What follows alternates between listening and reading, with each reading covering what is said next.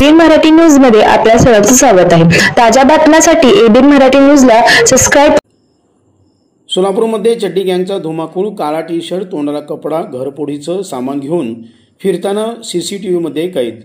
ही गँग केवळ शहरातील गृहनिर्माण सोसायट्यांमध्येच नव्हे तर नव्याने विकसित होत असलेल्या उपनगरांमध्येही फिरत असल्याचं बोललं जात आहे।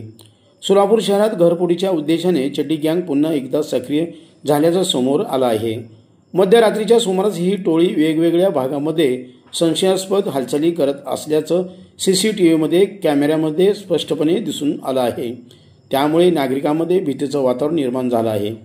रविवारी पहाटे 3:30 ते 4च्या दरम्यान शहरातील वसंत विहार, थोबडेनगर, स्वराज्य विहार, गुलमोहर सोसायटी या परिसरामध्ये 4 संशयित तरुण घरफोडीच्या तयारीत असल्याचं निदर्शनास आलं।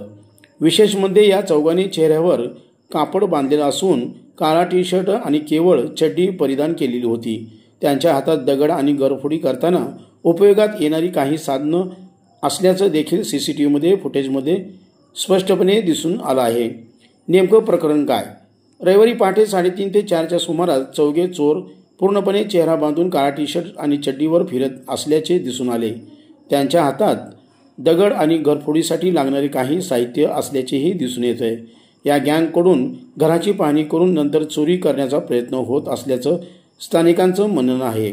काही ठिकाणी दाराच्या बाहेर असलेल्या वस्तू हलवल्या गेल्याचंही निदर्शनास आलं आहे।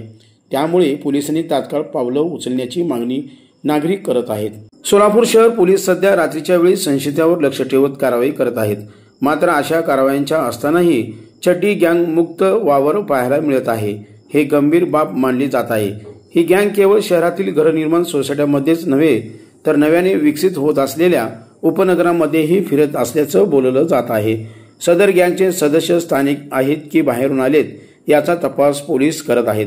पोलीस प्रशासनाने या प्रकाराकडे गांभीर्याने पाहून गस्त वाढवावी अशी मागणी नागरिकांकडून केली जात आहे। एकीकडे कोयता गँगच्या दहशतीच्या चर्चा असताना सोलापुरात चड्डी गँग घरफोडीचे सामान घेऊन फिरत असल्याचं दिसून आलं। नागरिकांमध्ये भीतीचं वातावरण आहे। तसा सीसीटीव्ही व्हिडिओ सध्या व्हायरल होत असल्याने नागरिकांकडून चिंता व्यक्त करण्यात येत आहे।